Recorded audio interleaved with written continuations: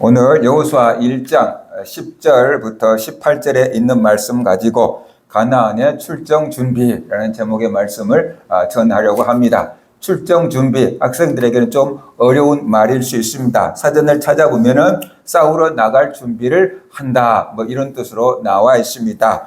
날 출장, 밖으로 나간다. 정자가 칠정자래요. 그래서 적을 치러 나간다. 그래서 적을 치러 나가는 것을 출정이라고 하는데, 그런 준비, 가나안을 이제 치러 나가는 준비하는 작업을 우리가 살펴보고 있습니다. 우리의 삶은 끊임없는 선택과 도전의 연속이라고 할 수 있습니다. 익숙했던 자리를 떠나서 새로운 환경으로 들어가야 될 때가 있고, 한 번도 가보지 않는 길 앞에서 두려움과 설렘을 가지고 맞이할 수도 있습니다. 오늘 본문의 이스라엘 백성들도 바로 그런 순간입니다. 40년 동안 생활했던 광야를 이제 끝마치고 요단 동편 시딤이라는 곳에서 진을 치고 있습니다. 뒤를 돌아보면 40년 동안 걸어왔던 험난한 광야가 보이고, 앞을 바라보면은 꿈에도 그리던 가나안 땅이 이제 눈앞에 들어오고 있습니다. 그러나 가나안은 그저 주어지는 것이 아니고 이 싸워서 빼앗아야 될 땅이었다라는 것이에요. 그곳에는 강력한 가나안 칠족속들이 살고 있었고, 철병고로 무장하고 있었고, 여리고성처럼 아주 튼튼한 성들이 버티고 있었습니다. 약속의 땅이지만 동시에 믿음으로 싸워서 차지해야 될 그런 전장이었다라는 것입니다. 더구나 위대한 지도자 모세는 세상을 떠났고, 이제 젊은 여호수아, 젊다고 하기에는 나이가 많지만 모세에 비하면 젊은 여호수아가 새로운 지도자로 이제 등극을 했습니다. 이스라엘 백성들은 여호수아가 모세만큼 해낼 수 있을까? 모세가 우리를 40년 동안 이끌어 왔는데 여호수아가 모세만큼 잘 할 수 있을까? 그런 의문도 들었을 것입니다. 그럴 때 하나님께서 여호수아를 통해서 이제 출정 준비를 하라라고 명령을 내리십니다. 본문은 단순히 가나안 정복 전쟁을 위해서 출정 준비를 하라라는 것을 넘어서 하나님의 백성이 약속의 땅을 차지하기 위해서 어떤 준비를 해야 되는지 우리에게 가르쳐 주고 있습니다. 우리도 세상 속에서 날마다 영적인 전쟁을 치르고 있습니다. 아니, 그 영적인 전쟁은 눈에 보이지 않는 전쟁이지만 날마다 생활 가운데서 우리는 육체적인 전쟁을 하고 있고 경제적인 전쟁을 하고 있습니다. 가족들 간에, 직장 동료 간에 보이지 않는 그 묘한 전쟁 같은 것을 치르고 있고, 또 돈 때문에 우리는 수없이 많은 갈등을 겪고 있고 영적인 전쟁까지 치르고 있습니다. 원하든 원치 않든 우리는 하나님의 군사이기 때문에 우리에게는 보이지 않는 영적인 방해가 있고, 그런 것들을 물리쳐야 믿음을 지킬 수 있기 때문에 그런 상황에 놓여 있습니다. 그러므로 본문을 통해서 하나님께서 우리에게 요구하시는 영적인 준비가 무엇인가, 영적인 군사로서 어떤 것들을 준비하고 살아가야 하는가, 우리가 좀 생각을 해보고자 합니다. 먼저 육의 양식을 준비하듯이 영의 양식을 준비해야 한다라는 것이, 여호수아가 백성들에게 가장 먼저 한 명령은 이것입니다. 양식을 준비하라. 여호수아가 이스라엘 백성들에게 양식을 준비하라라고 말씀합니다. 왜 양식을 준비하라고 했을까요? 이스라엘 백성들은 양식을 준비할 그 필요를 못 느꼈어요. 광야 40년 동안 그들은 매일 아침에 가서 만나를 걷어서 먹고, 또 다음날 가서 걷어서 먹고, 또 다음날 가서 걷어 먹고, 안식일 날은 이틀치를 주었지만 그 전에 이게 갖다가 쌓아놓으면은 싹 벌레가 먹고 썩어서 못 먹게 된 거예요. 그러니까는 신선한 양식을 먹으려고 그러면 매일 아침 가서 거두는 것이지, 먼저 걷어다가 쌓아놓고 준비하고 이게 아니에요.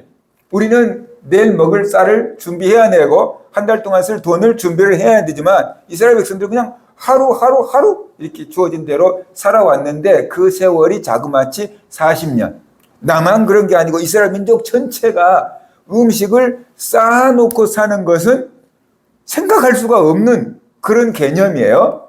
그런데 우리한테 양식을 준비하라 그러면 준비하지만, 양식을 준비해 본 경험이 없는 이스라엘 백성들에게 양식을 준비하라, 라고 했으니까 그들은 생소한 명령을 받은 거죠. 양식을 준비하라? 뭘 어떻게 해? 뭐 이랬을 수 있어요. 근데 여호수아가 내린 가장 첫 번째 명령은 양식을 준비하라 라는 것이. 근데 그 이유가 뭐냐? 사흘 안에 너희가 이 요단을 건너 너희 하나님 여호와께서 너희에게 주사 차지하게 하시는 땅을 차지하기 위하여 들어갈 것임이라.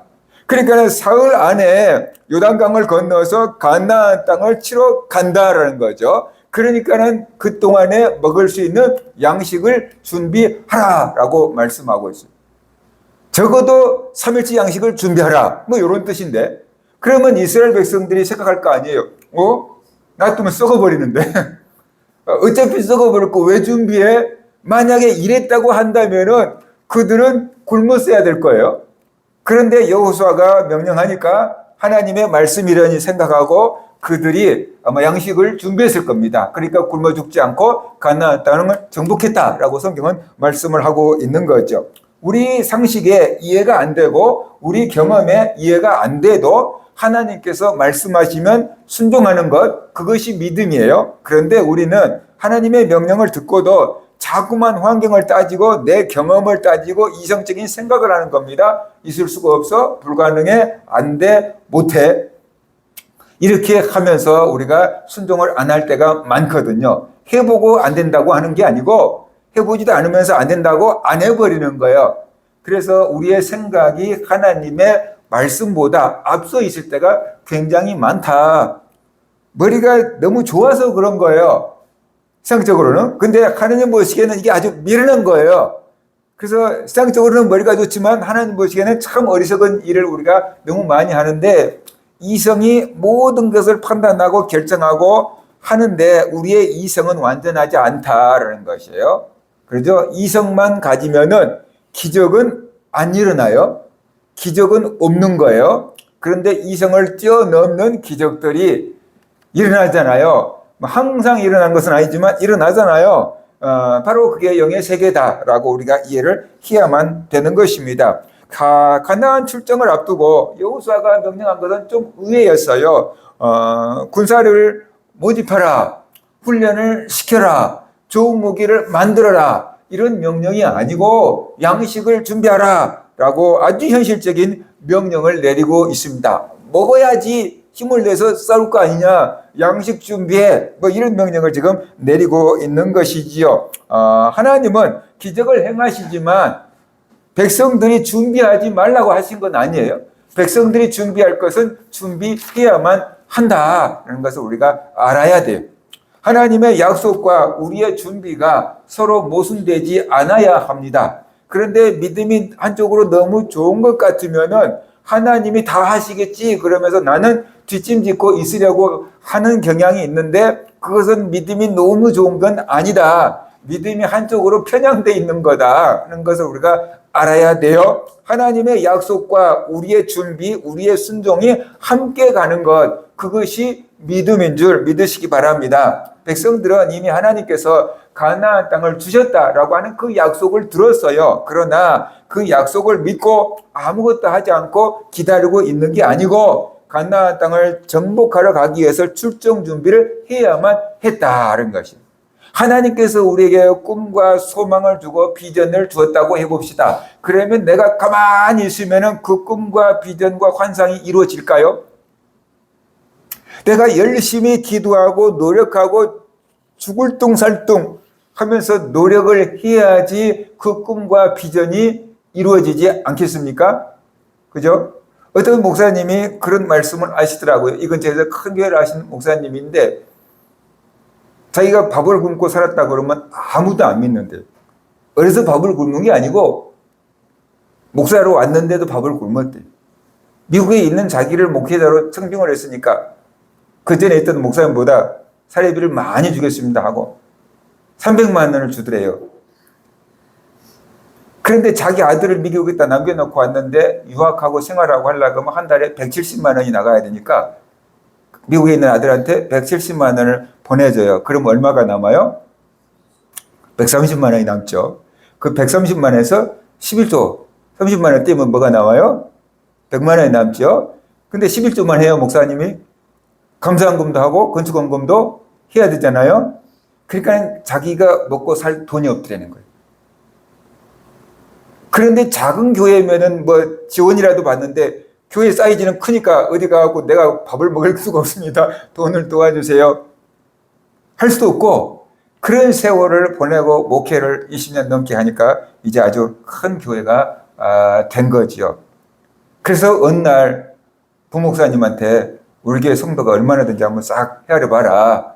그래갖고 헤아려 봤는데 자기가 경상도 무척산 기도원이 있었는가 봐요. 저는 모르겠는데 거기서 몇십 년 전에 하나님 앞에 기도할 때 하나님께서 자기에게 보여준 것이 다 이루어져 있다는 것을 깨닫게 됐대요. 자기가 몇십 년 전에 전수할 때 기도원에 가서 그렇게 부르짖고 애를 써서 기도할 때 하나님께서 자기에게 환상을 하나 탁 보여줬는데 너무 큰 교회와 너무 많은 성도들을 보여주더래요. 그래서 감히 꿈도 꿀 수 없었고 있을 수가 없는 일이라고 생각했는데 자기가 밥을 굶어가면서 열심히 몇십 년 해오다가 보니까 이제 그 꿈이 이루어져 있는 것을 보게 됐습니다. 그렇게 얘기를 하는 거예요. 그러니까 하나님께서 그런 환상과 꿈과 비전을 보여주면은 내가 이런 사람이 되는구나 하고 가만히 뒷짐지고 있다가 그게 이루어지는 게 아니고 우리가 삶의 현장에서 정말로 죽을 똥살똥 믿음을 가지고 고민하고 투쟁하고 싸우고 부르짖고 매달리고 금식하고 그렇게 해와야 몇십 년의 시간이 지나야지 그 꿈이 이루어지고 하나님의 뜻이 성취된다는 것이에요. 그러니까 가나안 땅을 하나님께서 주셨지만 이스라엘 백성들은 목숨 걸고 나가서 싸워서 차지해야만 했던 거다. 여러분에게 하나님께서 꿈과 소망을 주셨을지라도 가만히 있어서 되는 게 아니고 그 꿈과 소망을 이루기 위해서 어떻게 돼요?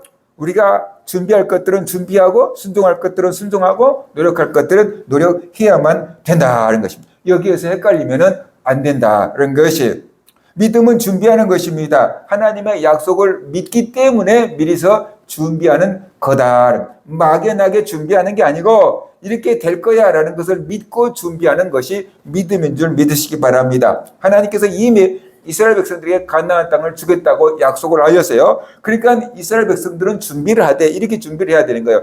차지할 수 있을지 모르겠어. 전쟁에서 이길 수 있을지 모르겠어. 이런 식으로 준비하는 게 아니고 반드시 이길 거야. 차지할 거야. 하나님이 도와줄 거야. 이런 믿음을 가지고 준비해야만 된다라는 것이. 우리가 사업을 하든 취업을 하든 공부를 하든 뭔가 준비를 할 거 아니에요. 근데 될지 모르겠어. 안 되면 어떡하지? 이런 마음을 가지고 준비를 하면은 벌써 에너지가 빠져 있는 거예요. 전력 투구를 할 수가 없어요. 그런데 반드시 하나님이 함께 해줄 거야. 이길 거야. 잘 될 거야. 하나님의 꿈을 주셨으니까 성취해 가실 거야. 그런 마음을 가지고 믿음을 가지고 준비한다고 하면은 앞으로 나갈 수 있는 힘이 생길 것이, 어려움도 이겨낼 수 있는 힘이 생길 거예요. 그러니까 우리가 믿음을 가지고 준비하는 거고 믿음을 가지고 순종하는 것이에요. 그냥 준비하는 게 아니고 믿음을 가지고 하나님 주신 꿈과 비전, 그 믿음을 가지고 순종하는 것이고 믿음을 가지고 준비하는 것이다는 것이에요. 그래서 사흘 안에 요단강을 건너기 위해서 양식을 준비해야만 했다. 참된 믿음은 하나님의 약속을 믿고 내가 해야 될 일을 하는 것이다. 그것을 우리가 알아야 돼요. 오늘 우리도 마찬가지. 하나님께서 약속하셨다고 해서 아무것도 하지 않는 것은 건강한 믿음이 아니라는 것이에요. 하나님의 말씀을 믿기 때문에 우리가 준비하고 순종하는 것이다. 라는 것이, 그것이 믿음입니다. 우리 눈에는 보이지 않는 영적 전쟁을 하고 있습니다. 그러므로 육신의 양식보다 더 중요한 영의 양식을 준비하며 살아야 돼요. 오늘날 육의 양식이 없어서 굶는 사람들 있지요. 그런데 옛날 같지는 않죠. 그죠? 6.25 때처럼 그렇게 많지는 않죠. 이게 영적인 굶주림에 있는 사람들은 훨씬 많아요. 육체적으로는 배불리 먹는데 영적으로는 영의 양식을 제대로 먹지 못하고 영적으로는 기아 상태에 있는 사람들이 아주 많다라는 것이에요. 그래서 우리는 이제 육의 양식을 준비하는 것보다 영의 양식을 준비하는 그리스도인들이 되어야 된다는 것입니다. 주님께서는 사람이 떡으로만 사는 것이 아니고 하나님이 입으로 나오는 모든 말씀으로 살 것이다 라고 말씀하셨어요. 그러니까 우리는 영의 양식을 먹으면서 사는 사람들이 되어야 된다라는 것이, 영의 양식은 하나님의 말씀이고 기도는 영의 호흡이라고 했고 예배는 영혼을 새롭게 하는 것이고 하나님을 만나는 장소인 줄 믿으시기 바랍니다. 그런데 많은 성도들이 영적인 전쟁에서 쉽게 지쳐버려요. 그 이유가 뭘까요? 영의 양식을 충분히 공급받지 못하기 때문에, 영적인 양식을 제대로 공급받지 못하기 때문에 지쳐버린 거다라는 것이에요. 주일 한 번 예배 드리는 것으로 한 주를 버티려고 할 때가 많이 있어요. 우리가 밥을 일주일에 한 번 먹고 버틴다. 그러면 힘들걸요? 그죠? 그 목사님이 부목사님들을 데리고 금식을 시켰대요. 3일간 금식 기도. 목사님들, 부목사님들 전부 데리고 3일간 금식 기도를 했더니 목사님들이 너무 힘이 없어갖고 일도 못하겠어요. 그리고 교회 일도 없는데 교회 일 있다고 가버리고.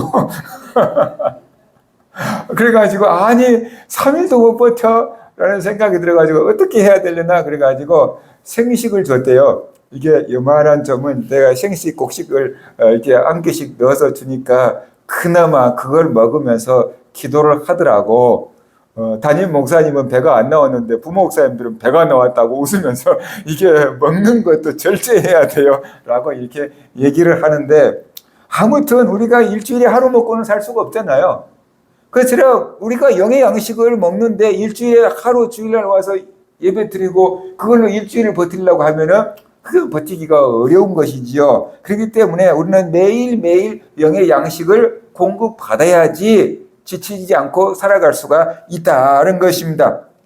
그 양식은 우리가 살리는, 우리 영혼을 살리는 양식이기 때문에 매일매일 하나님의 말씀을 가까이 하고 기도하고 예배하고 그러면서 우리의 영혼의 양식을 채워야 되는 것이, 한 번 들어갔다고 영혼의 양식이 없어지는 게 아니고 밥도 먹으면은 또 먹어야 되잖아요. 그것처럼 우리가 세상 가운데서 살다가 보면은 지치고 스트레스 받고 염려하고 걱정하고 그런 가운데 우리의 영적인 기운이 빠져나가는 거예요. 다시 또 채워야 되잖아요. 그러니까 하나님의 약속으로 우리의 심령을 계속 채우는 작업이 계속 되어야만 된다라는 것이, 그러니까 날마다 하나님의 말씀을 묵상하시기 바랍니다. 기도하시기를 바랍니다. 잠깐씩이라도 기도하시기 바랍니다. 5분씩이라도 기도하고 있습니까? 교회와 성도님들. 어제 우리 애가 그렇게 얘기해요. 아빠, 나 바빠서 깜빡 잊어버리고 못하고 있어. 생각날 때라도 해. 이렇게 했는데, 잊어버릴 수 있잖아요. 생각날 때라도 우리가 해야 되는 거예요. 그 5분씩 기도하면서 내 믿음을 지키고 교회 성도님들한테 관심을 갖게 되고 세상으로 향하던 내 마음이 하나님께로 그 시간만큼이라도 향하게 되니까, 바로 우리의 초점을 바꾸는 시간이 있잖아요. 그 시간이 긴 시간은 아닐지라도. 그래서 우리가 하나님의 말씀을 묵상하고 기도하고 예배를 사모해야만 한다는 것입니다. 영의 양식이 풍성하면은 뭔 일이 벌어지냐 그러면은 근심하고 걱정하고 염려하고 스트레스 받을 일이 있는데 그 일을 쉽게 이기는 것이에요. 그래서 환경이 어려워도 쉽게 무너지지 않습니다. 하나님의 말씀이 공급되고 하나님 말씀을 우리가 암송하고 있으면은 무너질 상황에서도 쉽게 무너지지 않고 낙심할 상황에서도 쉽게 낙심하지 아니하고 믿음을 지킬 수가 있게 된다라는 것이, 그러니까 그게 굉장히 중요한 거예요. 아무것도 아닌 것 같은데 생각 한번 잘못하면 어떻게 돼요? 사람이 확 무너지거든요. 그런데 무너지려고 그런 상황에 하나님의 약속의 말씀을 딱 붙잡고 암송하면 어떻게 돼요? 그 이겨낼 수 있는 힘이 생기게 되거든요. 방향이 달라져요. 그러니까 어떤 목사님이 큰 교회에 부임을 했는데 목회가 잘 되고 젊은이들도 많이 들어오고 교회가 부흥됐어요. 그런데 한 장로님이 예배 시간 30분 전에 꼭 찾아와가지고 목사님한테, 목사님도 이 목사님처럼 설교해 주세요. 그러면서 좀 설교 잘하는 목사님 유튜브를 들이밀면서 목사님, 이 목사님처럼 설교해 주세요. 그런다는 거예요. 목사님이 얼마나 기도하고 얼마나 준비하고 설교를 하려고 하는데 30분 전에 와가지고 목사님, 이 목사님처럼 설교해 주세요. 이렇게 디미는 거예요. 계속. 그 한 번이 아니고 계속 그러니까 목사님도 스트레스 받겠죠. 목사님 너무 힘들고 지치고 스트레스 받아요. 계속 그러니까. 그래, 공황장애가 와가지고 이제 그 장로님만 보면 어떻게 될까요? 또 그 소리 하겠다고. 그럴 거 아니에요. 공황장애가 와가지고 일하기가 힘들 상황이 됐대요. 그래서 아파트에 있는데 뛰어내려버릴까. 이런 생각이 든 거예요. 하도 스트레스 받으니까 뛰어내려버릴까? 그런 생각이 들었대요. 근데 하나님 기도하다가 보니까 뛰어내려버릴까? 그런 생각이 들 때 하나님 어떻게 해야 됩니까? 어떻게 해야 됩니까? 뭐 기도하니까 하나님께서 성경 말씀이 생각나게 했는데 모든 사람에게 칭찬을 받는 선지자가 없었다. 모든 사람에게 칭찬받는 선지자가 없었어요. 그죠? 예수님도 비난하는 사람도 있었잖아요. 그 말씀이 딱 오더래요.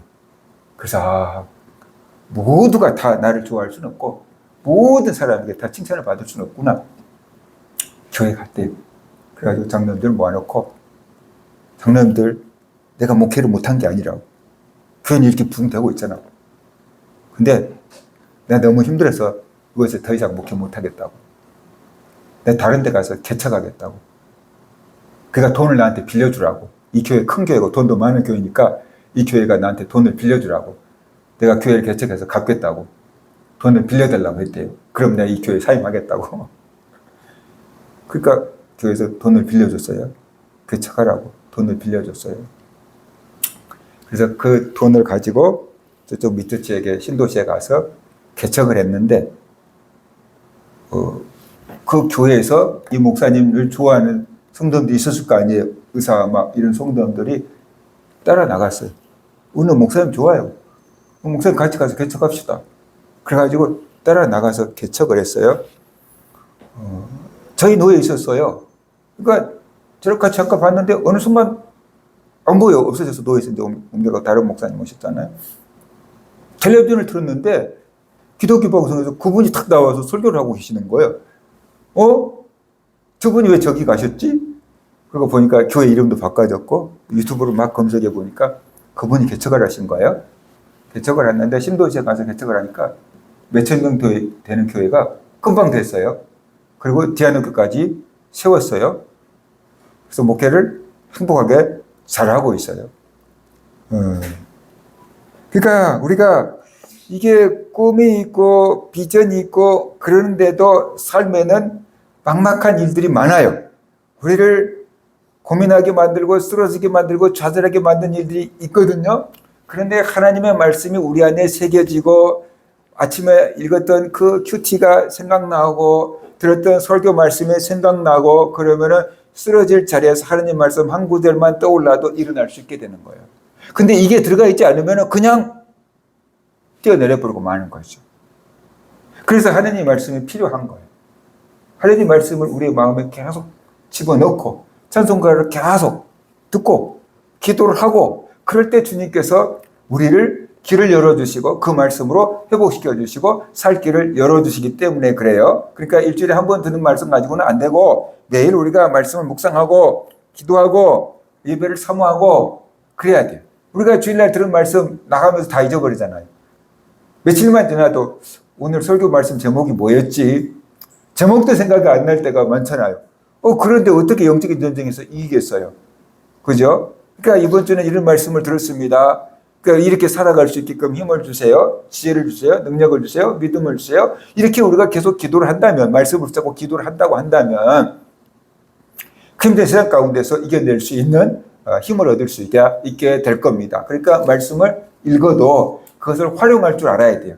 활용하지 못하고 읽고 끝나버리면은 내 삶 가운데 아무 유익이 안 되니까 뭐 읽으면 또 아무 소용없는데 이런 식으로 생각하고 넘어간단 말입니다. 그 속에서 핵심이 되는 나에게 도움이 되는 단어, 문장 하나라도 우리가 기억을 하고 그걸 중얼거리면은 삶의 현장에서 우리를 살리는 말씀이 될 줄로 믿습니다. 그 다음에 하는 것은 하나님의 약속을 믿는다면 순종으로 나아가라라는 것입니다.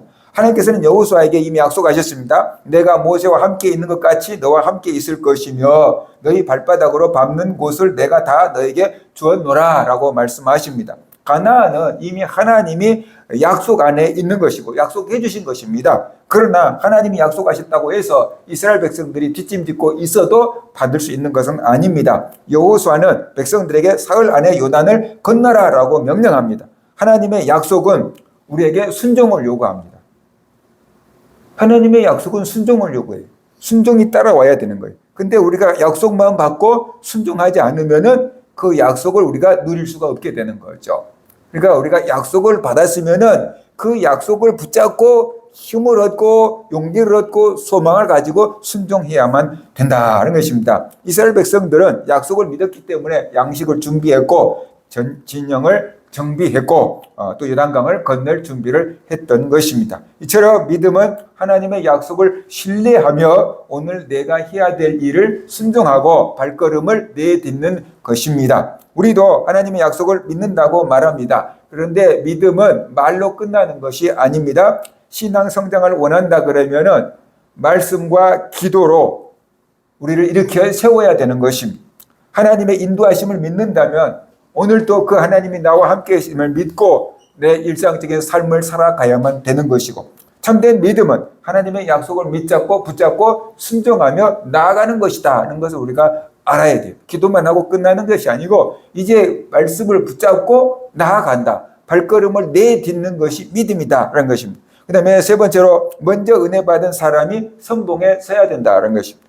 여호수아가 르우벤과 갓과 므낫세 반지파 대표들을 부릅니다. 그리고 말합니다. 너희가 이제 제일로 앞장서서 이 요단강을 건너 가나안 땅으로 가라라고 말씀합니다. 왜 이들을 먼저 불렀을까요? 그들은 모세와 한 약속이 있어요. 모세 시대 요단강 동쪽을 정복했어요.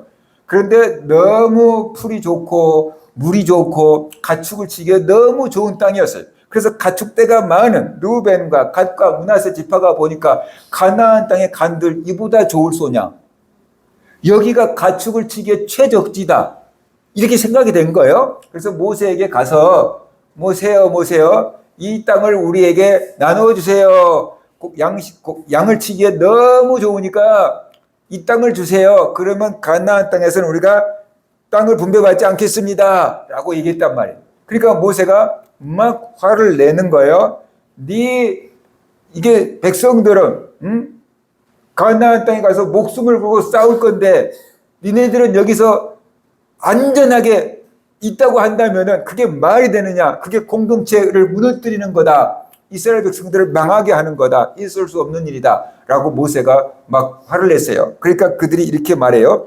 우리는 무장하고 형제들보다 앞서 건너가겠습니다. 모든 지파가 기업을 받을 때까지 결코 집으로 돌아오지 않겠습니다. 그러니까 이 땅을 우리에게 주세요. 그들이 한 약속이 이거였어요. 이 땅을 모세요, 우리에게 주세요. 그러면은 우리를 짓고 양들을 넣어놓고 처자식을 안전하게 한 다음에 언제든지 가나안 정복 전쟁을 하러 간다 그러면 우리 장정들이 제일 앞장서서 제일로 위험한 곳에서 목숨을 걸고 싸우겠습니다. 다른 지파 9지파 반이 그 땅에서 자기 땅을 분배받기 전까지는 절대로 이곳으로 돌아오지 않겠습니다. 우리가 전쟁을 피하려고 그런 게 아닙니다. 함께 할 겁니다. 그러니까 모세가 그 말을 듣고 좋다, 그 약속 하에 이 땅을 너에게 주마. 그러면서 요단 동쪽의 땅을 그들에게 분배해 줬거든요. 세월이 지나서 이제 요단강을 넘어서 가나안 땅을 정복해야 될 때 여호수아는 제일로 선봉에 대할 사람들로 르우벤, 갓, 므낫세 지파를 부른 거예요. 너네들이 모세에게 약속했지, 이제 그 약속을 지킬 때가 되었다. 너네들이 제일로 앞장서서 전쟁에 나아가라. 이렇게 지금 명령을 하고 있어요. 그러면 르우벤과 갓과 므낫세 반지파가 그 약속을 지켰을까요? 사람들은 말하잖아요. 화장실 갈 때하고 올 때하고 마음이 다르다고.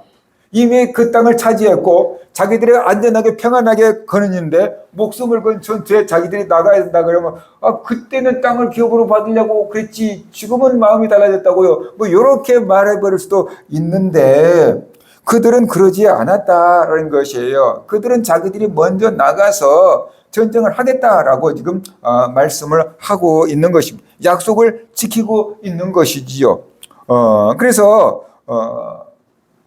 하나님의 사람들은 하나님께 한 약속을 지켜야만 된다라는 것이. 지금은 이랬는데 나중은 저렇게 달라지면 안 되고, 하나님의 백성들은 하나님께 한 약속을 어떻게 돼요? 지켜야만 된다. 그런데 지키지 못한 사람들이 꽤 있죠. 우리가 아쉬울 때는 하나님 앞에 못할 약속이 없어요. 살려만 주시면 못할 약속이 없어요. 그런데 살게 되면 어떻게 돼요? 그 약속을 헌신짝처럼 버려버릴 때가 많다라는 것이. 같은 방에서 또 목사님이 이렇게 얘기를 하셨어요. 자기 교회 성도가 판문점이 있는데 큰 음식점을 만들었는데 손님이 안 오는 거예요. 2년 동안 신방을 가니까 늘 울기만 오는 거예요. 목사님, 손님이 안 와요. 이제 빚만 눈덩이처럼 커져가요. 어떻게 해야 돼요? 그리고 눈물을 흘리더래요. 2년 동안 이게 가게를 만들어놨는데 손님이 안 오니까 그거 큰일 난 거잖아요. 그래서 목사님은 그랬대요. 다른 지역에 가서 제일로 잘 나가는 음식점 5개를 뒤져서 사장님한테 이 가게는 어떻게 하길래 이렇게 음식점이 잘 됩니까? 물어보고 오라고 그랬어요. 그랬더니 일산 쪽에 가서 잘 나가는 음식점 5개를 뒤져가지고 어떻게 하면 이렇게 음식점이 잘 되는지, 나 어디 사장인데 나는 2년 동안 손님이 안 오는데 어떻게 하면 이 집은 이렇게 손님이 잘 옵니까? 라고 물어보고 왔어요. 5집을 물어봤는데 5집이 똑같은 대답을 하더래요. 뭐라고 했을까요? 블로그를 운영한다. 한 달에 150만 원씩 주고 블로그를 운영하면 그 회사에서 와가지고 음식점 사진을 찍고 오는 길을 안내하고 새로 나온 음식을 찍고 맛있습니다 하고 후기를 막 자기들이 달아주고 그런다는 거예요. 그러니까 이제 와가지고 목사님 블로그를 해야 될까요? 매달 150만 원씩 내야 된다고 그러는데 우리 집은 손님이 안 와서 이게 매상이 없는데 150만 원씩을 매달 내는 게 부담스러운데 그걸 해야 될까요? 그러더라는 거예요. 그래서 목사님이 아니 한 집도 아니고 5집이 전부 그것 때문에 잘 된다고 한다면 해봐야지. 150만 원씩 내더라도 해봐. 그랬대요. 그래서 150만 원씩 내고 블로그에다가 이제 그 집에 이제 음식점이 소개가 되기 시작한 거예요. 손님들이 찾아오기 시작했어요. 나중에는 버스로 관광차 손님들이 막 대절돼서 오기 시작했어요. 정신없이 가기가 잘 돼요. 사장님이 와갖고 목사님에게 얘기했대요. 목사님, 돈만 오면 안 됩니까? 주일날 손님들이 너무 많이 오는데 교회 돈만 오면 안 됩니까? 목사님의 솔직한 대답 저에게 이렇게 말씀하셨어요. 속으로는 됩니다. 왜 안 되겠어요? 그런데 차마 목사가 그렇게 말할 수가 없더래요. 그래서 하나님이 돈이 없어서 돈을 원하시겠습니까? 하나님은 성도님을 원하십니다. 성도님이 와서 예배를 드려야지요. 그랬는데 어떻게 됐을까요? 돈도 안 오고 사람도 안 온대요. 음식점이 너무 잘 되니까 버스로 대절해서 막 예약 손님들이 오는데 그걸 놔두고 예배를 드리러 올 수가 없잖아요, 이 사람이. 그러니까 교회 돈도 안 오고 사람도 안 오고 둘 다 끊어졌어요. 이렇게 얘기를 하는 거예요. 사람들이 아쉬울 때는 뭔 약속이든 다 해요. 근데 형편이 좋아지면 하나님과 한 약속도 뭐고 사람과 한 약속도 뭐고 다 헌시작처럼 버려버릴 때가 많다라는 것이. 그런데 그러면 안 되는 것입니다. 이 세 지파 반은 자기들이 먼저 희생을 하고 자기들이 먼저 헌신하고 자기들이 먼저 싸우러 가겠다라고 약속했고 그 약속을 지켰다라는 것입니다. 이 모습은 우리에게 도전을 주지요. 하나님의 은혜를 먼저 받은 사람은 바로 앞장서는 사람이 되어야만 된다는 것입니다.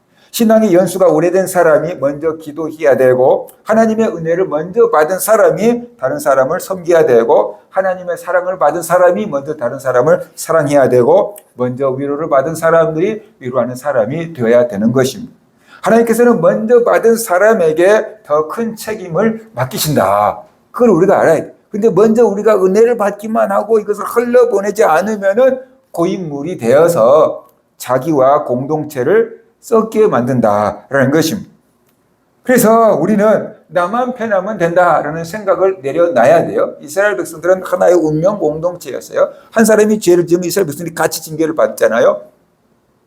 그러니까 먼저 은혜 받은 사람들이 자기가 받은 은혜를 공동체를 향해서 흘려보내야만 됐던 것입니다. 그럴 때 그 개인도 살고 공동체도 살게 된 것이죠. 우리도 그래야 돼요. 우리가 먼저 은혜 받은 것을 다른 사람에게 흘려보낼 수 있는 그런 사람들이 될 때 그 사람도 살고 공동체도 살게 되는 것입니다. 그 다음에 네 번째, 순종하는 공동체는 하나님께서 강하게 세우신다는 것입니다. 루벤 지파와 갓 지파 그리고 므낫세 반 지파가 이렇게 대답하죠. 우리는 범사에 모세에게 순종한 것 같이 당신에게 순종하려니와 오직 당신의 하나님 여호와께서 모세와 함께 계시던 것 같이 당신과 함께 계시기를 원하나이다. 순종하겠습니다. 그래서 하나님이 모세와 함께 계신 것처럼 당신과 함께 계시기를 원합니다 라고 말하고 있는 거죠. 그러면서 18절에 말합니다. 누구든지 당신의 명령을 거역하며 당신의 말씀에 순종하지 아니하는 자는 죽임을 당하리니 오직 강하고 담대하소서라고 말합니다. 우리가 목숨을 걸고 당신의 명령에 순종하겠습니다. 하나님의 말씀에 순종하겠습니다. 그러니까 여호수아 선생님이요 강하고 담대하십시오 라고 말하고 있어요. 정작 전쟁에 최전선에 나가서 목숨을 걸고 싸워야 될 자기들인데 자기들이 목숨을 걸고 싸울 것이니까 여호수아여 걱정하지 말고 강하고 담대하십시오 라고 지금 여호수아를 위로하고 격려하고 있다라는 것입니다. 이 말을 들었을 때 새로운 지도자가 돼서 이제 첫 사명을 수행하려고 하는 여호수아에게 얼마나 큰 힘이 되고 도움이 되었을까라는 것이죠. 뭐 합시다. 그런 싫어요. 뭐 합시다. 왜 해야 돼요? 뭐 합시다. 안 돼요. 그러면은 얼마나 힘들겠습니까? 어떤 목사님이 큰 교회에 부임을 했는데 20년 동안 한 것이 아무것도 없대요. 뭐 좀 하려고 계획을 세우고 원로 목사님한테 나 장로님한테 얘기를 하면은 지금까지 우리가 얼마나 기도를 하고 이렇게 해온 줄 아세요? 그래 버린대요. 지금까지 자기들이 얼마나 기도하고 이렇게 해왔는데 이걸 고치려고 하느냐 그 말인 거죠. 그러면 또 포기하고 그러면 또 포기하고 말로는 항상 그런데요. 목사님 원하신 대로 하세요. 그런데요. 말로는. 근데 정작 뭐 해보겠다고 가져가서 얘기를 하면은 우리가 얼마나 기도하고 지금까지 왔는데 이렇게 얘기를 해버린대요. 그러니까 뭐 시도를 못하고 멈춰버리고 20년이 됐대요. 그랬더니 이제 진심이 느껴진대요. 목사님 원하신 대로 하세요. 그 말이 이제 진심으로 느껴진대요. 그래서 이제 개척하는 것 같아요. 라고 말씀을 하시는 거예요. 얼마나 힘든 시간을 보냈겠어요. 그죠? 남들이 볼 때는 편한 것 같지만 큰 힘든 고난의 시간을 겪어서 그 얘기를 하는 것이죠. 여호수아는 이제 딱 리더십을 잡아서요. 뭔가 해봐야 되는데 백성들이 안 따라주면은 그 얼마나 곤욕스럽겠습니까? 그런데 우리가 목숨 걸고 나가서 싸울 거니까 하나님께서 모세와 함께 했던 것처럼 여호수아와 함께 하기를 원합니다. 당신의 말을 어기는 사람은 죽을 뿐입니다. 그러니까는 여호수아여 강하고 담대하소서 이렇게 지금 이스라엘 백성들이 얘기하고 있잖아요. 그 말을 듣고 여호수아는 이 일이 하나님께서 내게 맡기신 사명이다. 하나님께서 나하고 강하고 담대하라고 했는데 백성들도 나에게 강하고 담대하라고 하는구나. 아마 큰 힘이 되고 위로가 되었겠죠. 순종이 없는 공동체는 무너집니다. 그러나 하나님이 세우신 질서 안에서 한 마음으로 순종하는 공동체는 건강하게 일어선다는 것입니다. 이것은 여호수아에게 큰 위로가 용기가 되었을 것입니다. 혼자 싸우는 것이 아니구나. 지도자는 늘 혼자서 고민하고 혼자서 결정해야 되는 거거든요. 그러니까 아주 힘들어요. 그래서 그것을 또 미루는 목사님도 있어요. 제가 아는 목사님 어떻게 목회해요? 물어보니까 저는 장로님들이 뭐라면 원하는 대로 하세요. 그렇게 얘기하는데 항상 자기 얘기를 한 적이 없대. 장로님들이 원하는 대로 한대. 왜요? 그거 물어봤어요. 그랬더니 그 목사님이 이렇게 얘기를 해요. 제가 장로님들한테 이거 합시다. 그럼 장로님들이 합시다. 그래서 했는데 안 되면 결과는 누가 책임져야 돼요? 목사님이 책임져야 된대요. 그러니까 자기는 아무 말 안 한대요. 그럼 장로님들이 와가지고 목사님 이거 하시죠? 그럼 그렇게 합시다. 장로님 알아서 하세요. 되든지 안 되든지 책임은 누가 져야 돼요? 장로님이 져야 된대요. 그러니까 자기는 하자고 얘기 안 한대. 장로님들 하자고 할 때만 그렇게 하세요. 야, 목회도 참 여러 질이다. 사람들마다 목회하는 방식도 참 다양하구나. 살아남는 방법도 다양하다. 그런 생각을 한 적이 있어요. 지도자는 외로워요. 혼자서 고민하고 혼자서 결단하고 혼자서 책임져야 될 때가 많거든요. 그런데 여호수아는 그런 중압감이 몰려왔을 거예요. 그런데 르우벤과 갓과 므낫세 반지파의 얘기를 듣고 어떻게 돼요? 혼자가 아니구나. 이스라엘 백성들이 나와 함께 하는구나. 나와 함께 싸우는 거구나. 하나님이 나와 함께하고 이스라엘 백성들이 나와 함께하고 그래서 가나안 땅을 정복하는 거구나. 혼자가 아니구나라는 것이 깨달아졌겠지요. 그러니까 큰 힘이 되고 위로가 됐을 거다라는 것이. 우리나라 사람들은 누구를 지도자로 세워놓고 도와주는 게 아니고 밑에서 막 흔드는 사람들이 꽤 있어요. 근데 그게 별로 좋은 현상은 아니죠.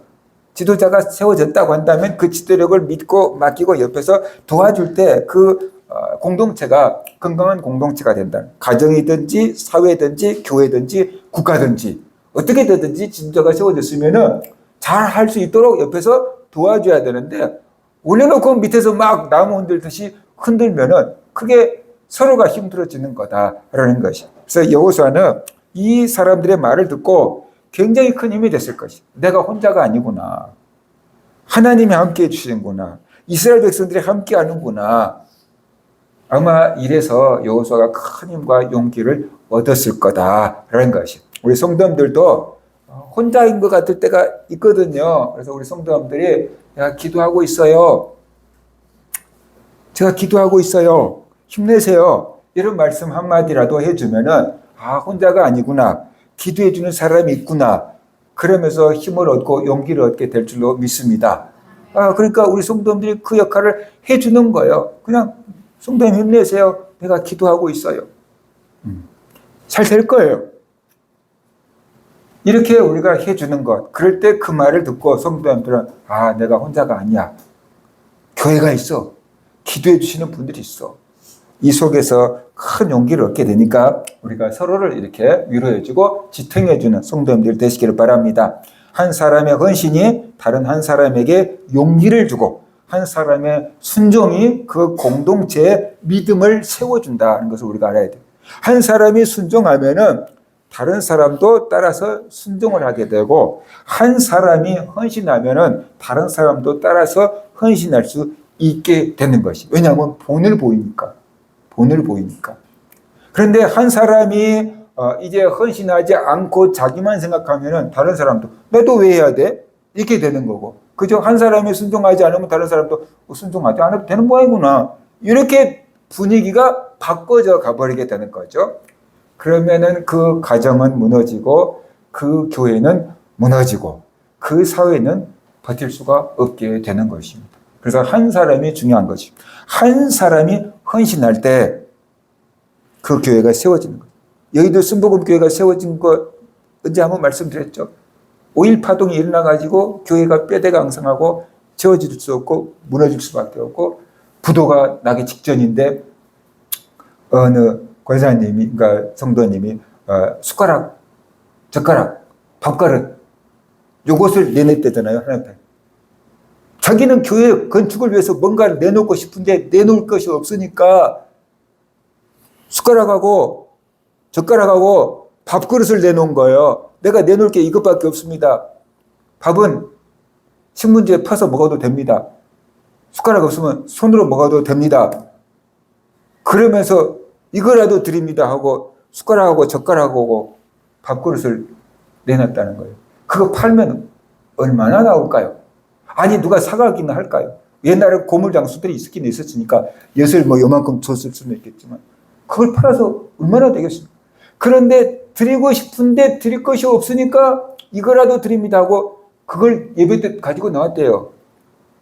그런데 그것을 보고 성도들의 마음이 감동이 돼가지고 세상에 저렇게 가난한 분이 숟가락 젓가락하고 밥그릇을 드리는데 내가 가만히 있을 수가 없지. 그러면서 돈은 있는데 5.1 파동이 나니까 앞으로도 더 어려워질 거야. 그러면서 안 하고 이렇게 있었던 사람들이 그냥 감동을 받아가지고 그냥 막 갖다가 헌금을 하기 시작한 거예요. 그래서 여의도 순복음교회가 지어졌다는 거잖아요. 한 사람의 헌신이 여의도 순복음교회로 만든 거예요. 물론 많은 돈을 한 사람이 있었을 거예요. 그런데 거기에 불을 붙인 사람이 바로 이 여자분이었다. 불을 붙인 사람. 그러니까 얼마나 엄청난 헌신이냐 하나님 보시기에. 그죠? 한 사람이 헌신할 때 그 공동체가 살아나고 한 사람이 순종할 때 그 공동체가 능력을 얻게 된다라는 것이에요. 그래서 우리 모든 성도들이 우리가 영적인 전쟁을 하고 있구나라는 것을 깨달아야 되고 이제 영의 양식을 준비해야 되는구나. 그리고 교회가 하나가 돼서 움직일 수 있도록 우리가 순종해야 되고 먼저 믿은 사람들이 본이 돼야 되는 거구나 라는 것을 깨닫고 정말로 우리의 늘 영의 양식을 채우며 기쁨으로 주를 섬기는 성도들 되시기를 주의 이름으로 축원합니다.